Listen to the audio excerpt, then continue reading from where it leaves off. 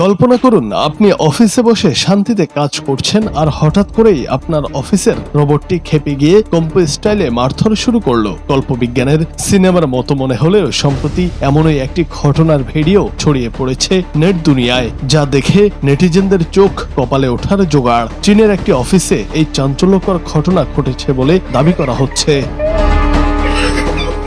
Viral হওয়া ওই video ফুটেজে দেখা যায় অফিসে হঠাৎ করেই একটি রোবট অস্বাভাবিক আচরণ শুরু করে। কোনো কারণ ছাড়াই রোবটটি রীতিমতো আক্রমণাত্মক হয়ে ওঠে এবং উপস্থিত কর্মীদের ওপর চড়াও হয়। অবস্থা বেগতিক দেখে কর্মীরা তাকে শান্ত করার বা সুইচ অফ করার চেষ্টা করলেও কোনো লাভ হয়নি, বরং কেউ তাকে থামাতে গেলেই রোবটটি উল্টো তাদের ধাওয়া করে এবং নিখুঁত কম্পো স্টাইলে মারধর শুরু করে।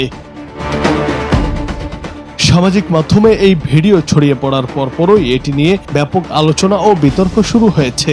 একদিকে রোবটের এমন অদ্ভুত কাণ্ড দেখে অনেকেই হাস্যরসে মেতেছেন, অন্যদিকে সাধারণ মানুষ ও প্রযুক্তি প্রেমীরা গভীর উদ্বেগ প্রকাশ করেছেন। কৃত্রিম বুদ্ধিমত্তা ও রোবোটিক্সের দ্রুত উন্নতির এই যুগে রোবট যদি এভাবে মানুষের নিয়ন্ত্রণের বাইরে চলে যায় বা প্রোগ্রামিংয়ে কোনো ত্রুটি দেখা দেয়, তবে তা ভবিষ্যতে কতটা ভয়াবহ হতে পারে সেই প্রশ্নটি নতুন করে সামনে এসেছে।